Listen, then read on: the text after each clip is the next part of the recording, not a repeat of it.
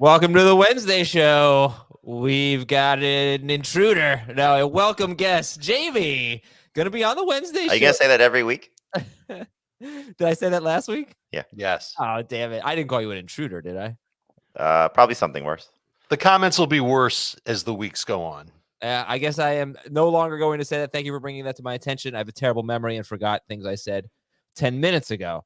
We're going to talk trade on today's show. Do you know who the two most traded players in fantasy leagues are, in CBS fantasy leagues? Joe Burrow. They didn't do it. They had very, very quiet weeks in week one. Not Joe Burrow. T. Higgins. Oh, I know. Who? DJ Moore. Cooper Kupp and Jonathan Taylor are the two most traded players. Okay. Do squat in week one.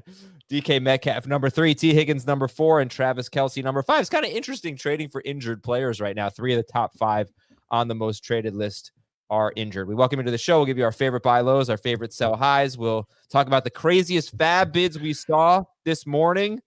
Spoiler alert, one of the guys we talked about yesterday went for 80% of a budget in one of Dave's leagues, in Dave's FFT Open. And let's start with our favorite buy low. Let's start with Dave Richard. Dave, who's your favorite buy low? My favorite buy low is Christian Kirk, who everybody's freaking out about after his first game. And it was a terrible game, and he didn't play a lot on 3. He only played in 3 receiver sets, save for 5 plays. I think they're going to need more of him moving forward. I would expect him to have a nice bounce back week against Kansas City in week 2. And then I'm looking at their schedule. I think he could get some usage against Atlanta in week 4, Buffalo in week 5. I'm going to say 3 of his next 4 games, he'll be start worthy. Christian Kirk. All right. So to frame it, if you were drafting again, let's say he was around 5 pick for you or something. Where is he now? He wasn't around 5 pick for me when I was drafting him. Okay. I'd keep him right where I had him, which was in that 6-7 range. Okay. Christian Kirk for Dave. Heath, who's your favorite buy low? I'll go with James Cook. It was not a productive game for James Cook, but good grief. If he gets that usage all year long in this offense, he's going to be a borderline top 12 running back. 67% of the team's non-quarterback rush attempts, 55% of the team's overall rush attempts, and a 15% target share. If you just put that 55% and 15% into last year's Bills offense, it's 240 carries and 90 targets. Absolutely loved it. Any concerns, or how bothered are you by the fact that Damian Harris was working near the goal line? I don't love it, but it doesn't bother me that much. I think James Cook's going to score touchdowns from more than 5 yards away. Would you rather have Breece Hall or James Cook? Hall. Okay. How about all right, same question. If James Cook was like a round 6-7 round pick, I don't know where, you can tell me where he was for you. Where is he now? It's probably like if he was 6'7", then maybe he's 5'6". Like, I think the bigger thing on a buy low is not that necessarily he's gone up in value. It's that other people maybe are drafting him or thinking he's not as valuable as he was on draft day. Okay. Jamie, favorite buy low? Jahmyr Gibbs. Yes, we're going to get more Jahmyr Gibbs this week, right? So we know someone who knows people with the Lions, and that someone has told that someone that you need to get Jahmyr Gibbs the ball more after watching the game Thursday night. I thought Dan Campbell said that. Yeah. Is it Dan Campbell? No, it's not Dan Campbell. I thought he said they intentionally just kind of eased him into his first game, and we should expect Jahmyr Gibbs to get the ball more. You still consider him a top 30-ish player? Yes. Okay. While we're talking about buy lows, I posted on X last night. I say it sarcastically. I don't even want to say it. On Twitter, where are the top 8 quarterbacks? Because that was such a big thing for me. Get a top 8 quarterback, where they finished. 3 of them were okay in week 1. Mahomes was QB4. Herbert was QB5. Lawrence was QB7. Nobody else was higher than QB16. Fields 16. Hurts 18. Jackson 27. Burrow QB30. Josh Allen was QB22. Any reason not to buy low on any of those guys who struggled in week 1, or you think they're all just super fine? Super fine. I don't think you're going to be able to buy them low. I don't think anybody's giving up on definitely not on Burrow, definitely not on Lamar Jackson, definitely not on Herbert. Herbert had a good game. Never mind. Maybe a little bit on Fields. Like that would be the one guy that you might have a shot at buying low on. But even the people that drafted him are going to say, no, he had a bad game. He'll bounce back. You'll have some rare situations where somebody had like 4 or 5 just terrible performances and they'll panic. So it's not a bad idea to make some offers. Like somebody that may have drafted Jonathan Taylor or Cooper Kupp or Travis Kelce or Mark Andrews and had a Joe Burrow stinker or a DJ Moore stinker or something like that, just had 4 or 5 players in their roster that were just duds. Like you may be able to get some of these players cheap. All right. Heath, you want to get in there? I think we should not underestimate the panic in people. And the wild thing. Like, I know we're not going to panic on any of these quarterbacks, but I agree. Like, go make offers because I've seen Khalil Herbert and Jalen Warren dropped this morning. I've seen tweets saying, should I drop Christian Kirk? Did I make a mistake holding on to Jahan Dotson? Like, people are going to drop really good players this week. Someone tweeted me that in their league, somebody dropped Garrett Wilson for Puka Nacua. Oh, there you go. Wow. Right. So there's a lot of panic. Here's the question I'm going to toss back to you, Adam. If you had Tua and you wanted to lock up a top 8 QB, you value the top 8 QBs, would you trade him for Justin Fields right now? Yeah. Okay. But I maybe okay. I don't think that's a horrible thing at all. I mean, here's the thing about Fields. He played poorly, right? I think that's he out played there. scared. But he wasn't a great passer last year, and he was awesome for fantasy. So I don't know. You do have to worry about trading Tua. He might just be, it's health. That's the only thing with him. Right. That's the only thing. Yeah, he's just freaking awesome. So maybe I wouldn't do that. Maybe I would just keep Tua. And that was actually my next question. Would you trade Tua for the top 8 quarterbacks? How would you guys feel about that? Or like, is he just a hold? I think Heath, you probably had him ahead of Lawrence. Did you have him ahead of Lawrence? Yeah. Is it just a 1-for-1? Right. Yes, in this type 1-for-1 deal. Scenario. If it's a 1-for-1 deal, then yes, I would trade Tua for one of the guys I had ranked ahead of him. For all of them? Yes. Any of them? Yes. Okay. So to continue this buy low topic, I think the 2 players that I feel like I try to use the emails and tweets, X's to kind of gauge how people are feeling. But I definitely think there's a lot of negativity on DJ Moore because of last year and because he stunk in week 1. And Drake London, and I guess Kyle Pitts. How do you guys view them? Jamie? I mean, I'm a little nervous about London just because it's the continued theme of what the Falcons want to do. And, I'll go back to, again, the conversation I had with Arthur Smith for the Bijan Robinson story I did for the magazine. And, just asking him about those players. And the first thing he said about Drake London was he's a great blocker. We value that skill for him. So, the upside, I think, is somewhat capped for both of them, which is, what was the fear? That was the fear for those guys, that this is going to be a run-first offense. And their 2 best players from week 1 were Bijan Robinson and Tyler Algier. And so, they're going to have a much improved defense. And because of that defense, they're not going to be forced to throw very much if that's the way Arthur Smith wants to win games.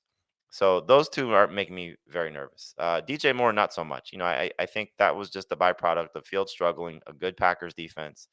I think the targets will improve and he will get some production. He may not live up to the hype of being a top 20 wide receiver, but I think he will be startable more times than not.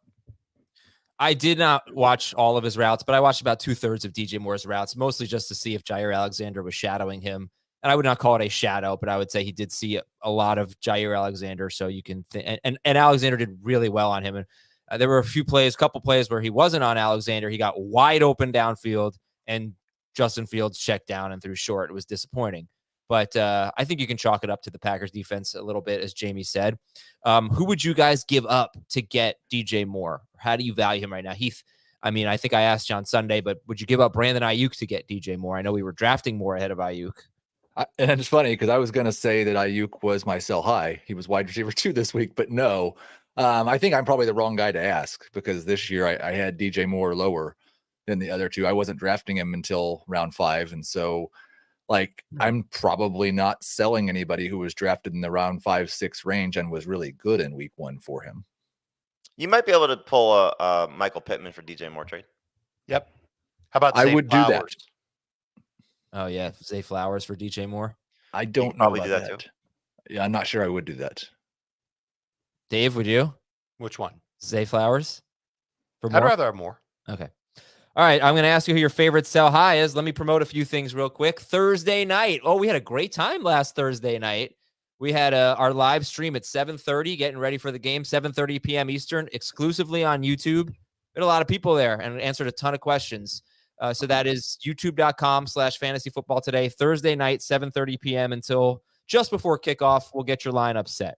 Apple Podcast questions, if you want them read on Friday, please submit them ASAP because it just takes a while for them to show up for me. And yeah, in what I need to use to read them. So anyway, would appreciate it. It might be too late, but I don't think so. But try to get them in, submit them on Tuesday. I should be able to see them by Friday. All right, favorite sell high. Heath, you're going to say Ayuk? Yeah, I was going to say Ayuk. I don't think it's going to be consistent that he is the clear number one in this pass offense on a week-to-week basis. And so I still view him as a number 3 wide receiver who has big time upside on a weekly basis, but will also have some weeks where he sees 4 targets. Does anybody, man, there was so much buzz about Ayuk that I'm wondering if he's just going to have a big breakout season. I don't want to miss that. You call him a number 3 receiver? Yeah, in that 25 to 30 range. Anybody buying into it? Because I thought Purdy was terrific and kind of buying into Purdy. I buy into it to a certain extent. I don't think he's going to do obviously that's unrealistic. But to Heath's point, this may be the Kittle Debo week.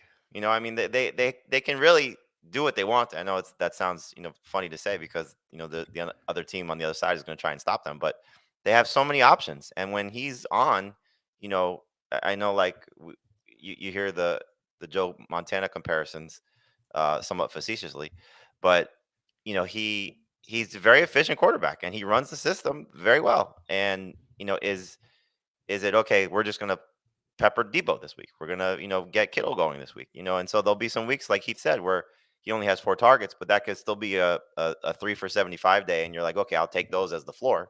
But yeah, I would sell high on Ayuk if you could turn him into something pretty fantastic.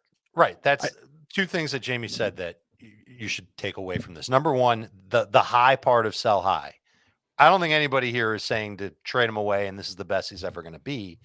And I don't know if there's ever going to be a matchup where we look at Brandon Ayuk and say, no, I'm not going to start him because he's got that built-in upside to beat any defense. He just went into Pittsburgh and beat up the Steelers in week 1 when they were at their healthiest. At least to start the game, they were at their healthiest. Number 2, Jamie mentioned the system, and Purdy's good at running the system. It's an excellent system. It is really, really good.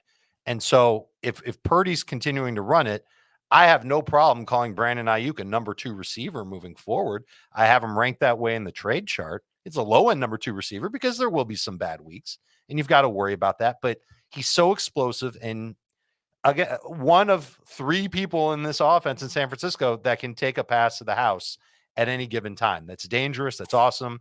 Those are the types of players that you want to start in fantasy because they'll give you huge weeks like Ayuk just gave you. So if you are going to sell high on him, make sure you are selling high on him. You're getting something in trade that you think is really going to help you and give you at least some consistency on your fantasy roster for the rest of the way. And I think I don't want to discount what Brock Purdy did or has done. It's remarkable. And he was very good on Sunday. But still, we're talking about a pie that is about 220 yards. I mean, it's a big pie, but it's not a very big pie in terms of a passing offense. Yeah. He's been over 234 yards once, and he's been really, really good. He throws 2 touchdown passes every week. Most weeks, other guys are going to get a bigger share of that pie. That's not a big enough. I just don't think it's a big enough pie. Right. That's the problem. We said this all along. There's going to be weeks when they're all healthy that it's like McCaffrey's the one constant. You can say, okay, he's going to get his touches, his opportunities. So, and I would say, Dave, there's 4 guys that could take it to the house because you factor him in as well. You factor who in? McCaffrey and the 3 pass catchers. They all. Yeah. So I didn't factor in Kittle. Yeah, I would. There's like I said, there's going to be weeks where it's Kyle Shanahan's like we haven't gotten Kittle going enough. Let's make this a Kittle game. Right. I don't know how many wide receivers there are that we think are going to be good every single week. I mean, Well, so like I'm just trading for thinking Higgins. of some names. Like, are you trading Brandon Ayuk for Drake London at this point? The answer is no. No way. Oh, no Are you way. trading No. Brandon Ayuk for DeAndre Hopkins at this point? No. I Nope. would rather have Hopkins. Yeah, for sure. I'll take Ayuk. Okay, so see, there's a great example. So you didn't have it ranked that way, right? No, before the season, I did not have it ranked that way. Right. So again, there's 1 week of information that's changed for Dave. Like I would probably still take Hopkins because I expect him to be better over the course of the season. Would you trade Ayuk for Amari Cooper? That's close. They're close. I do have Cooper ahead of Ayuk in the trade chart. So again, Yeah, I'd still let Cooper. It's one game, and so Ayuk may disappear for 2 games because okay, now the Rams are going to try and take him away and make Debo win, and the 49ers are going to make Debo more of a priority because Kyle Shanahan doesn't want him pictures sent to him of Debo Samuel shirtless. So those things matter. So we'll see. Do you those think wonder you if could you can go turn decisions you have to make when Ayuk? you're making trades? I'm sorry to interrupt you. Do you think you could turn Ayuk and another player into Devontae Adams, and would you want to do that? It obviously depends on the other player, but like a low on Zach Charbonnet. If you could turn Ayuk and Charbonnet into Devontae I'm Adams, not giving up Devontae Adams for that. I 100% I would do that though, and I wonder like how close can you get to T Higgins right now? Oh It's yeah, I pretty mean, close right now. I've seen a few. Would you trade Ayuk for Higgins? And the answer is an easy yes, right? I would have Higgins. Yeah, Higgins. I mean, look, I think from everything you've heard, we could just buy low on the Bengals passing game. None of us are panicked about the Bengals passing game. Correct. All right, Dave, who's your favorite sell high? Hit the scary music, Adam. Oh no. Wait, Hit it. I can't. Da-na-na-na-na-na-na-na-na-na. Hitman. He's not scoring 39-yard screen touchdowns every week. I think he's got reasonable value in PPR. I think he can get you 12 PPR points a week, maybe 11. But I don't think that he's going to be anywhere close to where he was in week 1. And he might even have a good week 2. He plays Houston. But I just don't see him as being a difference maker in fantasy over the course of the season. And if you can sell high on that stat line, I think you should. Jamie, who's your favorite sell high? It's the guy everybody's picking up off waivers. Puka. Ooh. Pick him up and sell him. I like it. I don't think I brought this up yesterday, but just the fact that he had over 100 yards and 15 targets in the first game of his career, does that mean that he's potentially a special player? It absolutely means that, but there's also a big thing looming that's potentially coming back as well. He's not doing that with Cooper Kupp on the field. So if you buy into Kupp coming back and you at this point have to assume he's going to play, then you should be trying to sell Puka. I mean, it was, I obviously stay up a little bit later than you guys. So I see when waivers run, and in one of my leagues, waivers ran, Puka was added. Puka was immediately put on a trade block and said, here, come get him. So it's the smart thing to do. If you could turn Puka into T Higgins or Garrett Wilson or any of these studs that were, people are panicked about. Right. I don't think that's necessarily realistic. No, you're gonna have to throw something in. People are going to try, so it's how you win in fantasy. You take some of these guys. Adam, you said it yesterday. How many of these guys are going to be fooled, you guys? I don't think he is, but I also don't think that this is certainly sustainable if Cooper Kupp comes back.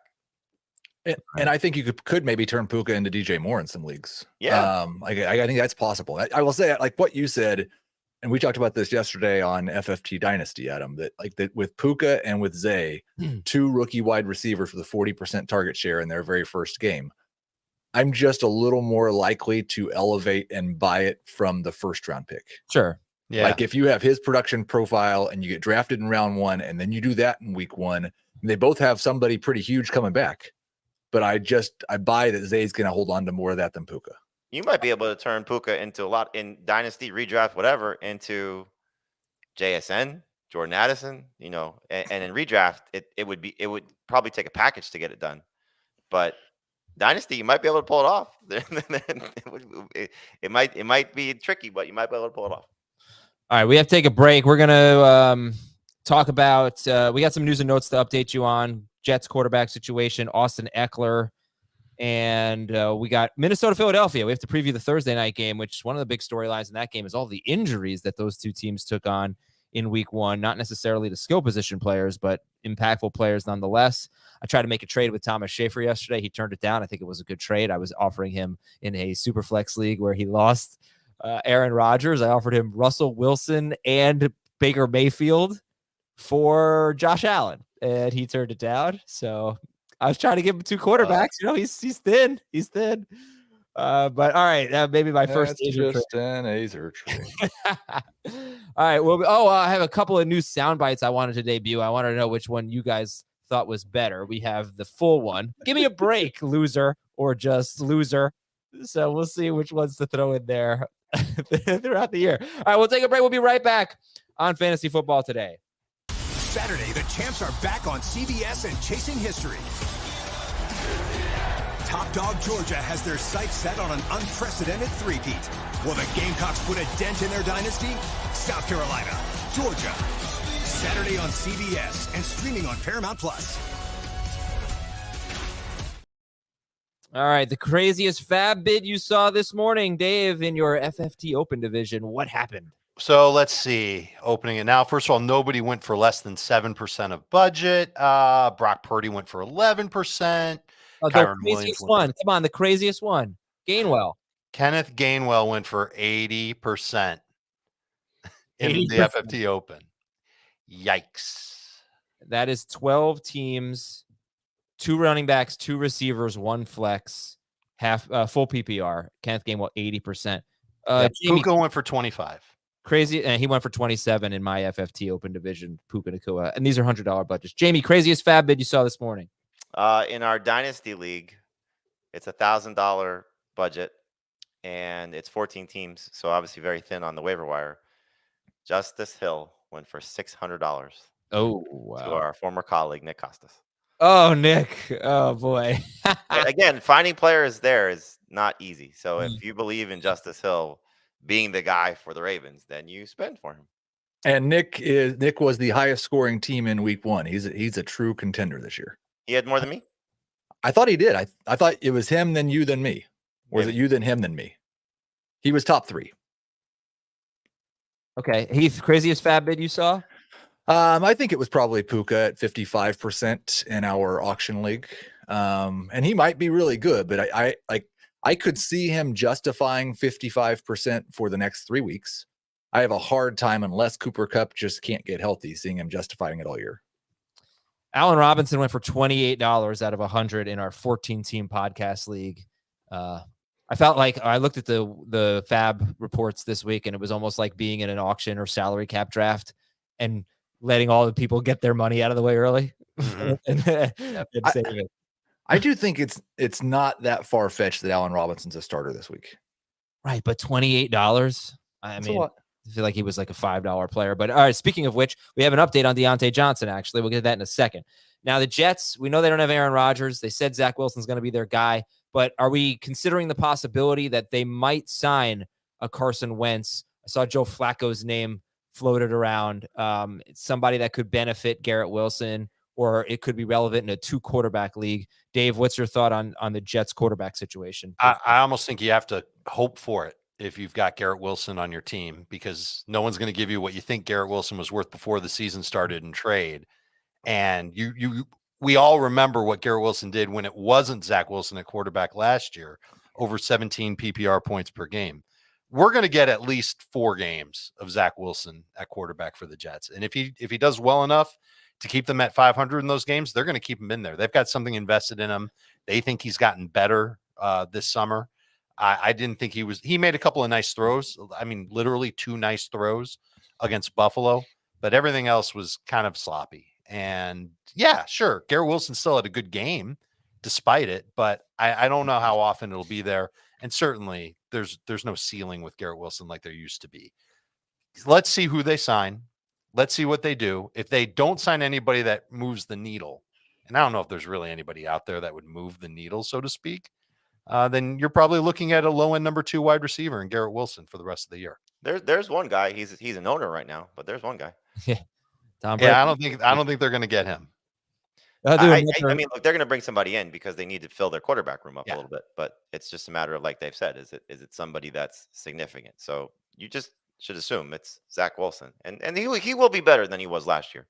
I mean, let's Oh. not forget he's been injured each of the first 2 seasons. So anytime like he may have started to get some momentum, whatever you want to consider that to be, it was derailed. Okay. So Austin Eckler, Jamie, you spoke to him yesterday? I did. And what did he tell you about his status for this week at Tennessee? I mean, he didn't want to obviously, go into full detail about what the ankle injury is, but he did sort of indicate he's going to attempt to play, and he's played through ankle injuries before. He did talk about that. So, hopefully he's out there. I'm going to guess we don't see him in practice, Wednesday and Thursday. We'll see if he does anything on Friday. But the fact that he's doing some media stuff for the FedEx Air and Ground Player of the Week. I forget what they call it. Through NFL.com. And so anytime you have players that usually speak to the media when they're dealing with an injury, it's a good sign. So he also talked about, Joshua Kelly and, having a lot of faith in him and being impressed with what he did. So I hope that, Austin Eckler's out there, but you should absolutely be adding Joshua Kelly as a potential fill-in, and he would be a number 2 running back at worst if Eckler's out. Did he say anything about the receivers, Jamie? His own receivers? No, yeah, on the Chargers. No, he did not. Okay. All right. Deontay Johnson is expected to miss up to 4 weeks with his hamstring injury. Defensive tackle Cameron Hayward could miss up to 8 weeks, I saw. Also, defensive tackle Larry Ogunjobi is banged up for the Steelers. And, yeah, I'm sorry. I don't have their schedule in front of me. I do. Who do they play this week? The Ravens. Cleveland. Oh, Monday. We have 2 Monday night games We this do. week. They're one of the Monday night games. The other one is Saints at Carolina. So Mm. I hope the Steelers game is going to be the better game. After Cleveland, the Steelers are at Las Vegas, at Houston, and then Baltimore at home. So maybe a shot to build some momentum after week 2. Okay. Kenneth Gainwell did not practice. They got the Thursday game. Heath, go ahead. No, I was just going to say, like, I think this game against the Browns is like a 50-50 game. They could absolutely be 1-1. It wouldn't surprise me at all. I don't think the Browns are necessarily better than them. I think their defense, I think the Browns defense is very good. So I'm not ready to say it's a 50-50 game. It wouldn't surprise me if the Steelers gathered themselves and went out there and found a way to beat Cleveland. But without Cameron Hayward and with the offensive line looking like it did, it's not, I can't say it's 50-50. And without Deontay Johnson. I think Dave meant sure, no offensive Deontay either. momentum, right? Like going offensively. Okay, so anyway, Kenneth Gainwell did not practice. DeAndre Swift, 96% rostered. I don't know how many people dropped in, but Rashad Penny is 78% rostered. They have the Thursday night game, which we're about to preview against Minnesota. So we'll keep an eye on the running back situation there. Philadelphia linebacker Nakobe Dean is on IR. And it's not funny, but it's just almost ironic. I mean, this team stayed so healthy last year. Obviously Hurts had the injury, but they stayed so healthy, their offensive line and their defense. But already James Bradbury's in the concussion protocol and Nakobe Dean is on IR. And I honestly don't know who, but keep an eye on who's going to start at inside linebacker for them, because that's a lot of tackles. That's an IDP potential pickup there for the Eagles. So did Zach Cunningham start last week? I am not sure. I mean, obviously they have 2 inside linebackers, right? One of them is so I don't know. Was Dean the middle linebacker or the weak side? He probably in the middle. Okay. Well, I would imagine Cunningham will move to the middle, and then they'll have either Nick Morrow or a guy named Christian Ellis. Okay. On the weak side. So I don't think that drop off is significant. We'll see if Bradbury doesn't play. That's a big target on the other side of the field. It's former Alabama cornerback Josh Jobe, I think is how you pronounce his last name. And Reed Blankenship, their starting safety, is injured too. So we'll talk about all that in a moment. That's a problem. He was good in week 1. Seattle signed offensive tackle Jason Peters. He is 41 or 42 years old, and just should give you an indication they're concerned about their starting tackles who are both hurt. Giants left tackle Andrew Thomas does not have a serious hamstring injury, but he could miss time. They are at Arizona, and then they will get destroyed by the 49ers in week 3. Carolina cornerback J.C. Horn is out multiple weeks. Cincinnati released offensive tackle Lyle Collins. Maybe he gets a look for some of these teams. Evan Hull, Colts rookie running back, he's on IR. Hopefully Zach Moss back this week. Former Bears running back Tariq Cohen is joining the Panthers practice squad. Does this matter? Tariq Cohen? It's a great story. I'm happy for him. Me too. Yeah. No, it doesn't matter. And a very sad news about former Tampa Bay wide receiver Mike Williams. He died at age 36. So sad. Had a great career, 5 years in the league, and in 2 of them, he had more than 950 yards and he had 9 or more touchdowns.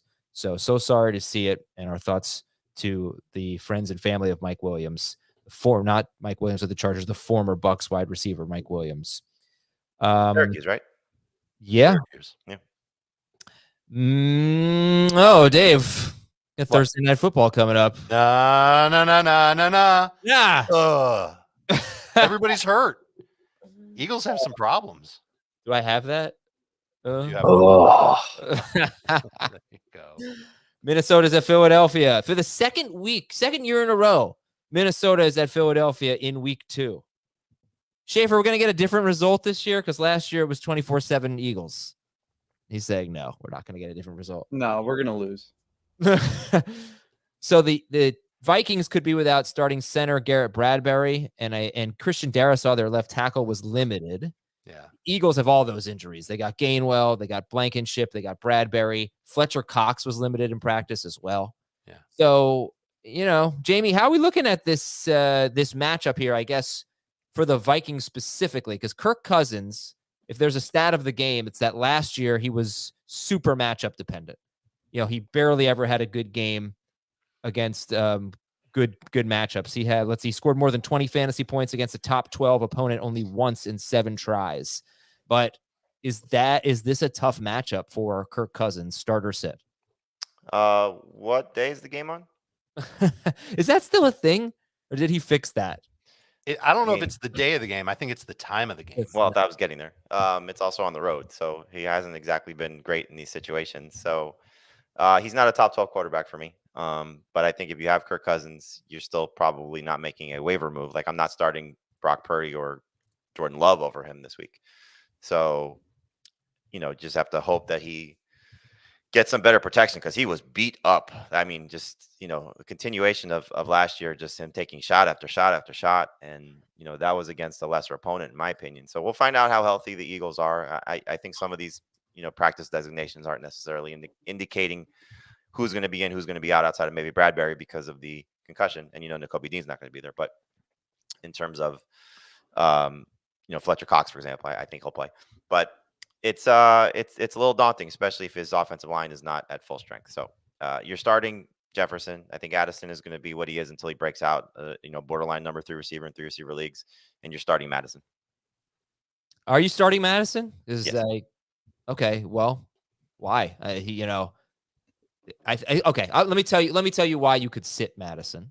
You go back to last year, the splits for Dalvin Cook, the amount of carries he had in wins versus the amount of carries he had in losses, pretty big difference. If we think they're going to lose, there might not be that many carries for him.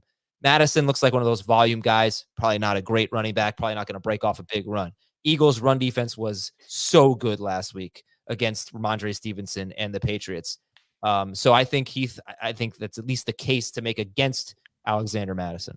Yeah, I've got him just outside of my top 24 right now. So I don't know if people will have 2 running backs who are better, but it was a very bad start to the season. I mean, he caught that short receiving touchdown, which was fantastic, but the rushing efficiency was terrible.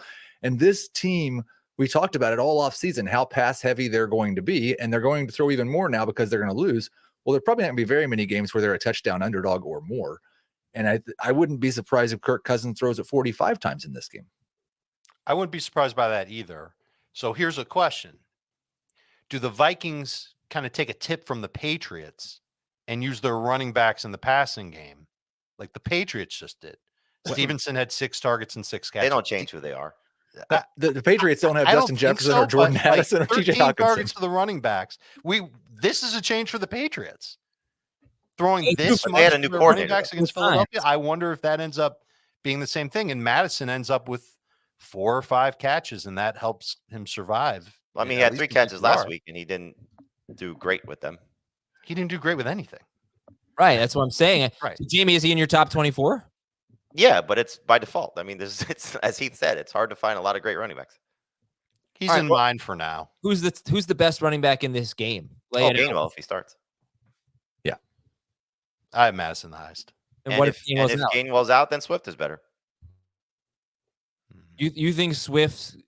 You think I'd be concerned that Penny I mean, I would start Swift. I have Swift in several leagues, and I'd be more interested in starting him. But my concern would be that he kind of stays in a passing downs role, and Penny gets more work on first and second down, and then we all hit He our absolutely might, but I think after what Nick Sirianni said this weekend, and the fact that they made Penny inactive, I would be surprised if even Boston Scott might have a bigger role than Penny.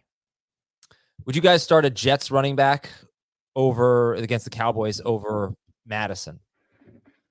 No. I am not, but I will say we got a tweet about this earlier as well, and I obviously whiffed on Jamal Williams in terms of he didn't get into the end zone last week. Go right back to him. Yeah, he's going against Carolina. He and Madison might have the exact same efficiency, probably the similar target profile, and it's a better matchup for Jamal Williams. So I'd rather start Jamal Williams than Madison. Agreed. How about Raheem Mostert at New England or Madison? Mostert.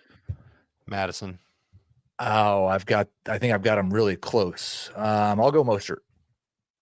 How about Mostert or Gainwell? Gainwell.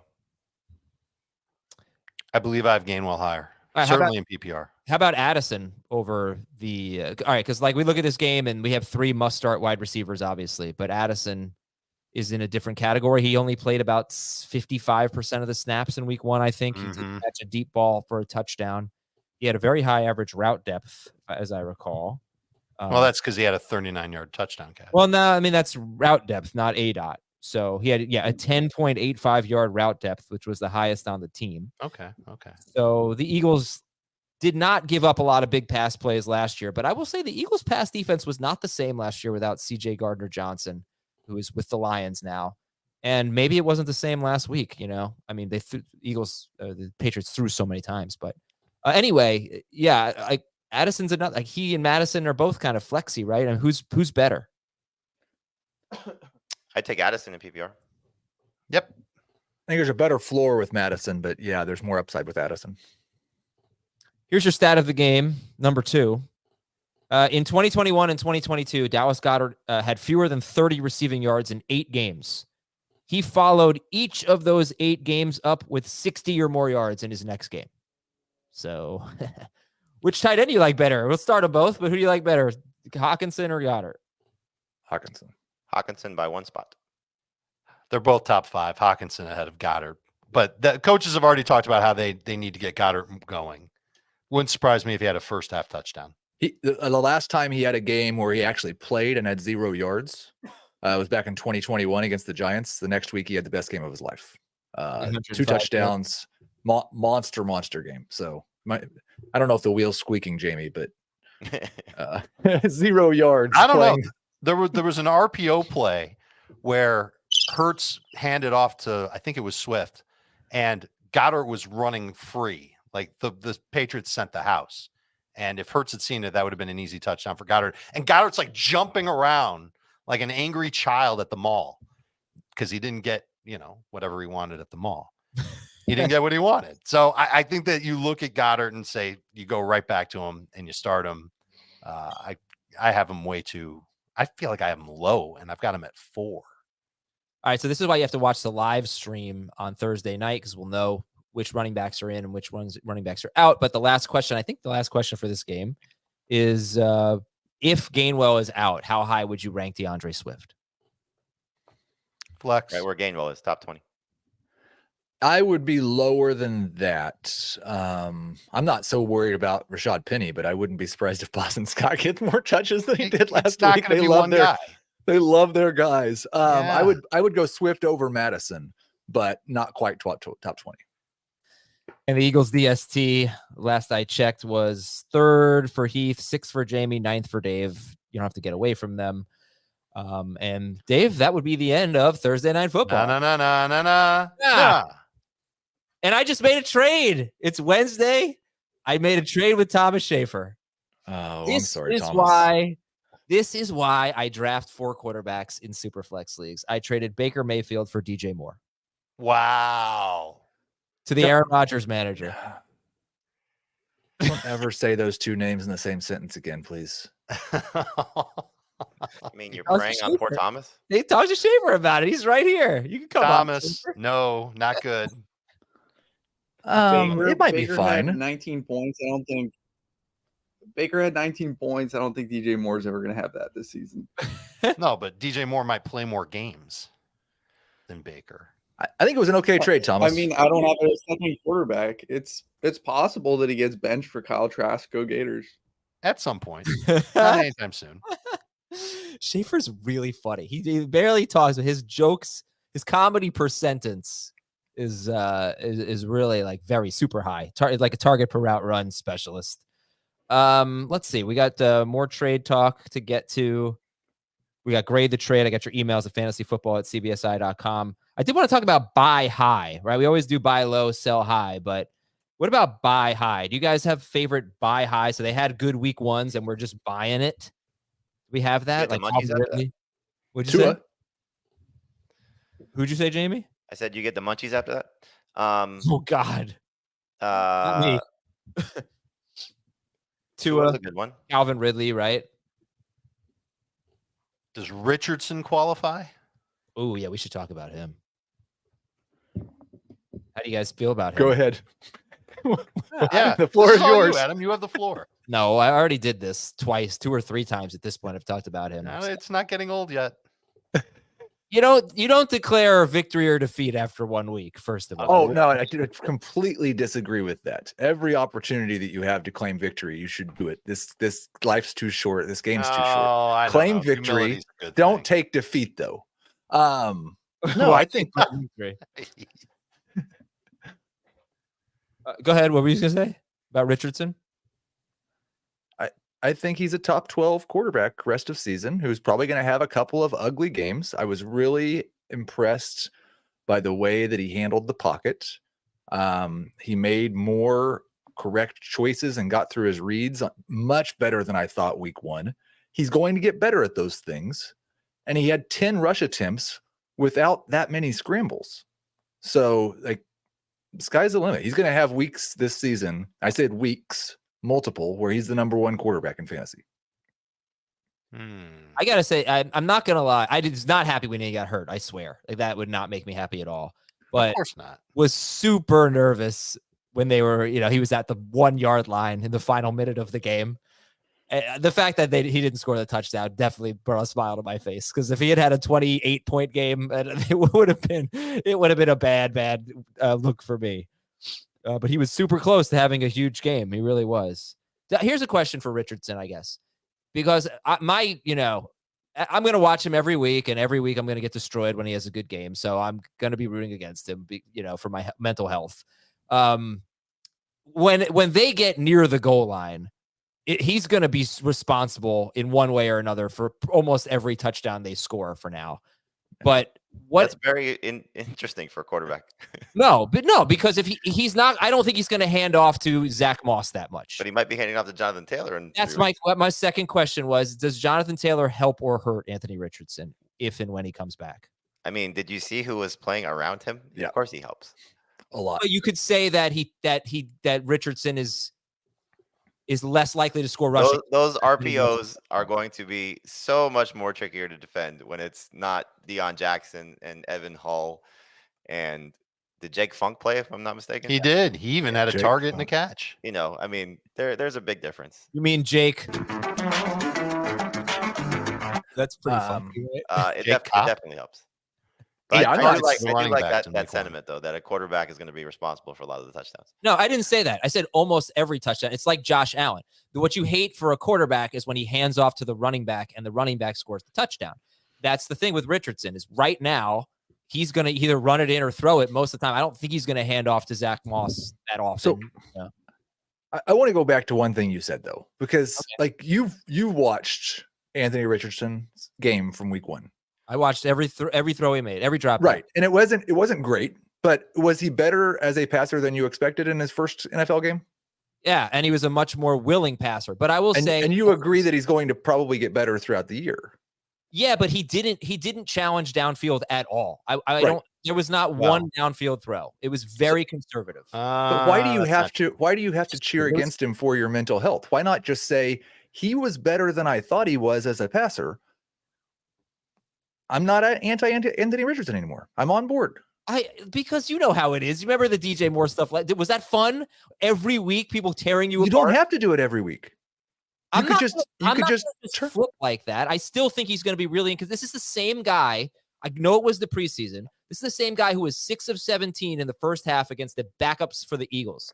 There are going to be weeks where he struggles, without question. So, he's still going to be inconsistent. And by the way, what was my official stance? Yes, I said he was going to be hot garbage, but I also said many times that you wouldn't know when to start him. So one good game, 21% started. So far, we didn't know when to start He him. was also drafted as the 16th quarterback. So most people were not. We didn't start him. Yeah, So, but that's because where people were drafting him. I bet if you go back and look at where most people were drafting their players, they played their starting lineup in week 1. whatever it is, he wasn't started by most people in week 1. Most of those points were on the bench. He'll be started in more leagues this week. It's kind of a sneaky tough matchup against the Texans, and let's see what happens. I just think though, for what Heath was saying, like it's not changing your take. You could still think that you could still say you thought going into the season he was going to be hot garbage, but now you've seen it for one game, and okay, you'll soften your stance, and then by week 3 or 4, you could say, okay, I made a mistake. Like I look, I was saying don't draft Breece Hall until round 5. That looks silly now. You can't be stubborn. You can't be right, but that's what it sounds like. It sounds like you're being stubborn about how you feel about Richardson. I'm not. No, I'm sorry. I didn't mean for it to come off that way. I just don't want to get killed every single week by everybody, by all of the listeners. But if you accept it now, I don't accept it yet. I'm not there yet. I am not there that he is just all of a sudden a must-start quarterback. Would you like to hear a stat that might Nobody help said that. you out with Richardson? It might make you feel emboldened about how you felt about him before the season started. Sure. He had 10 throws of 11 plus air yards against Jacksonville. 3 of 10 on those throws for 50 yards. It's still the one area where he needs to improve is attacking downfield. All these screens and slants off of the RPO stuff, that stuff he can do, and that stuff's easy. That's why I wasn't concerned about his terrible completion rate in the preseason, because he can have a good completion rate just throwing short stuff. But that longer stuff, that's when I think you could start to see issues from him. And it makes me wonder, when he's in these games where he's trailing late, is he going to start delivering a couple of negative points with interceptions? Yeah, he did. Then big, points in the late fourth quarter because of a rushing touchdown or because he completes a 40-yard pass to Pierce or to Pittman or somebody like that. I don't think it's going to happen as much. You've got to count on him continuing to score those rushing touchdowns, which could be a problem when Jonathan Taylor comes back. If Jonathan Taylor comes back, I don't mind buying high on him and hoping that he just continues to just improve as a passer and get even more work as a runner. But there's some downside that's still there for Richardson. Don't go crazy buying high on him. Don't give up Justin Fields for Anthony Richardson. It's also game 1. A lot of it was scripted. Now it's how much is he going to be able to process the game plan for week 2 and execute it. And this is what you see with rookie quarterbacks all the time. So if they come out and they play well, can they do it again? All right, let's take another break here. When we come back, we have your suggestions from Twitter: buy low or heck no, sell high or Heath Sigh, and we'll be right back. And we have some grade the trade to finish the show as well on fantasy football today. All right, buy low or heck no. How about just in general the Seahawks passing game with 2 injured tackles? Buy low or heck no on the Seahawks passing game? Buy low. I'd buy low on the receivers. I'm a little bit nervous about Geno. Yeah. I wrote about that yesterday. It's just like all these other quarterbacks that were not good. We had a lot more information to think they were going to be good. Geno had a career year at 32, and now the offensive line looks awful. I'm a little worried about Geno. Buy low or heck no on rookie wide receivers? I don't think Flowers would qualify though. It depends on the receiver. I guess it's Would Addison qualify? No, this is a Jackson Smith and Jigba question, and we just answered it. Yeah, I guess it's stupid. Quentin Johnston, we're not really buying him. No. But you knew what the situation was with Johnston. You knew he had to probably have an injury in front of him to be relevant. Buy low or heck no on the Atlanta passing game, which I know we talked about earlier, but just sum it up. Buy low or heck no? I would buy low on Pitts. I'm not ready to say heck no on Drake, but I would buy low on Pitts. Just Right. Like if the only options are literally buy low or heck no, then I'll say heck no. But it's one of those situations where I still want to hold on to Drake London. And they're like, they threw 18 passes in this game. They're going to throw average at least 10 more passes per game the rest of the season. I think buy low on Pitts, London and Quentin Johnston, I think, are two guys that the buy low is probably add them when someone spite drops them. Yeah, and I've seen Heath- a number Heath, of those. how are you feeling dynasty wise about the Falcons, knowing that they may be too good to get a quarterback, and this may be the problem for the next couple of years? We also talked about that yesterday. It's like the worst thing that can happen in dynasty is to have a first round pick like London or Pitts on a team like this and they win. Anyone who's rostering those guys should be cheering like heck against the Falcons every single week. Well, look, I said Green Bay, Detroit, Jacksonville are their next three opponents. I expect at least two of those teams to score a lot. I'm just not so sure. This Green Bay Atlanta game is fascinating to me this week. Yeah, the other two I feel more confident in them scoring point. The other point. From Joe, I bought low After that, though, it's not that pretty.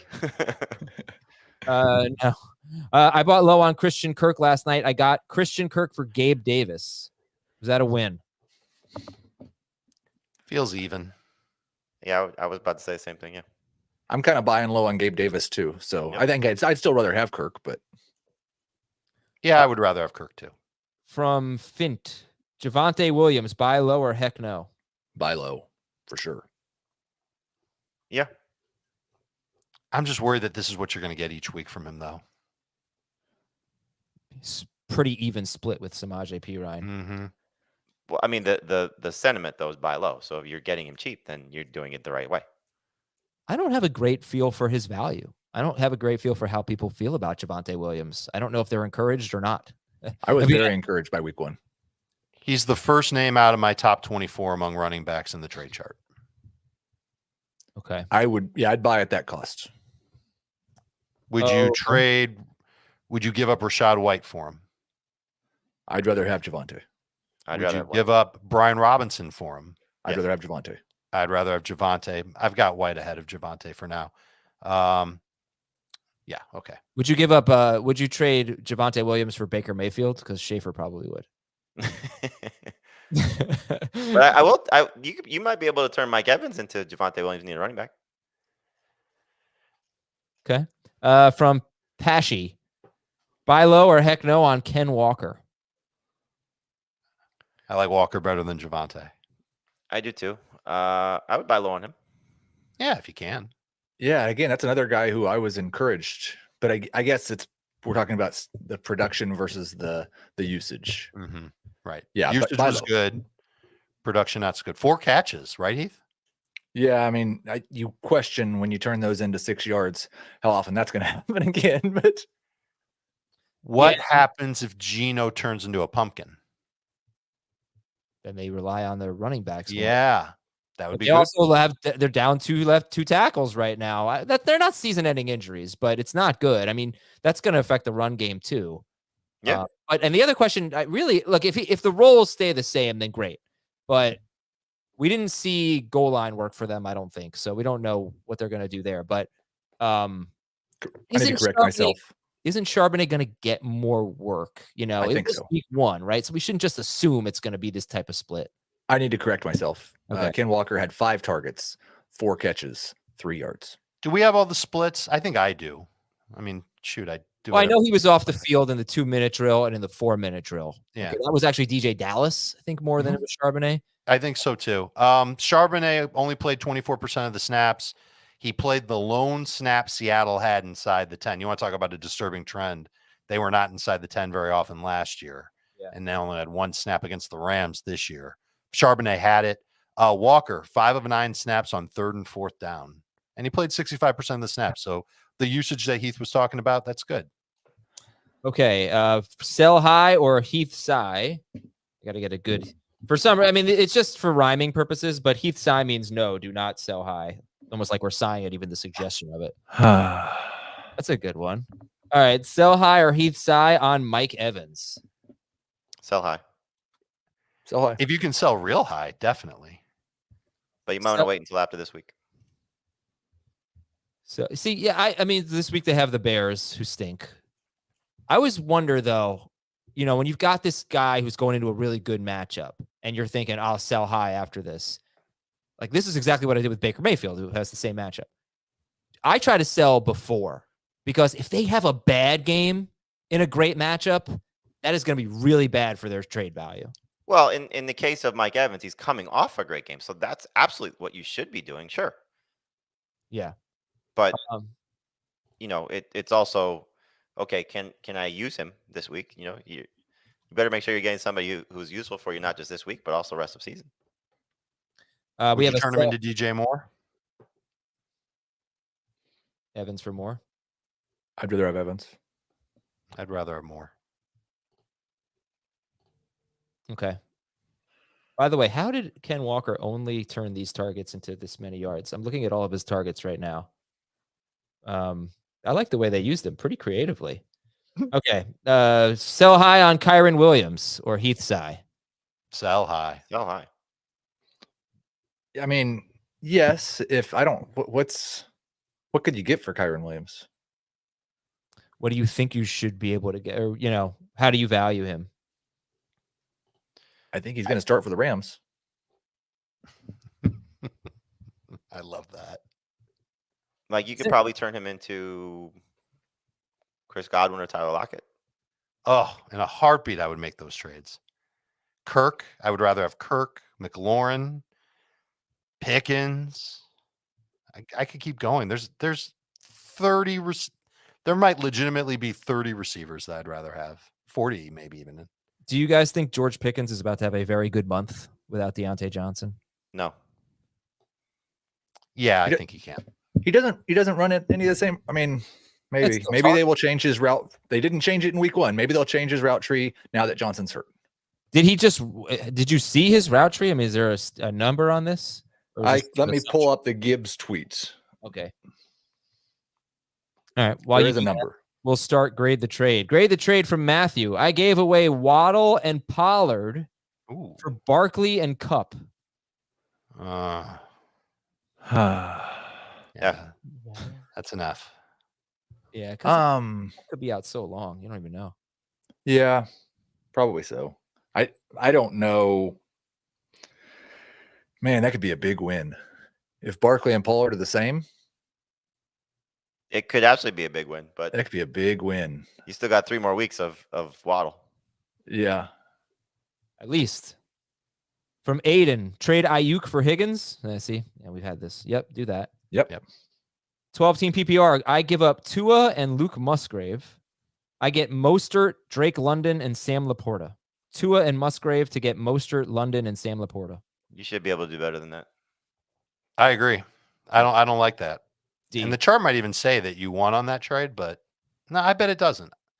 I bet it says you lost. From Mike, dear Ryan, Reacher, and Sparrow. Jax. I'm in a 14-team PPR league, considering trading Justin Herbert and Nick Chubb for Josh Allen and Ramondre Stevenson. Give up Herbert and Chubb for Allen and Stevenson. I don't like it. I'd do that in full PPR. I'd rather have the Chubb side. I would rather have Allen than Herbert, so I would do that trade. This is the I think the closest, the best trade I've seen. Analyzing wise. Do you want the Jacob tweets about Pickens? Yeah. 40% of his routes were go corner post. One of those 3 routes, those deeper routes that he ran more than anybody else of last year. When Deontay Johnson went out, when he was not on the field, he led the team in routes run. Both Allen Robinson and Calvin Austin had more targets than him. All right, 12-team. Could that just be a byproduct of the 49ers playing heavy zone coverage? It could be. Yeah, it's just Right. when it Pickett's not confirms gonna what throw happened it, last so- year. Right. Bad start. Terrible. 12-team PPR Dynasty League. I give up Brandon Ayuk and a 1st and 2nd round pick in 2025 for Tyreek Hill. I am a contender. Brandon Ayuk and a 1st and 2nd round pick 2 years from now. For Tyreek Hill. A+. Yeah, Yeah. do it. I Go don't see how win that championship. Yeah. All right. Good stuff. Thank you, guys. We will talk to you tomorrow with starter sit for the AFC home games. And then tomorrow night, only on YouTube, youtube.com/fantasyfootballtoday for our live stream to get your lineup set. For Dave, Heath, and Jamie, and Thomas, I'm Adam. And we'll, I already said we'll talk to you tomorrow. So have a great day. See ya.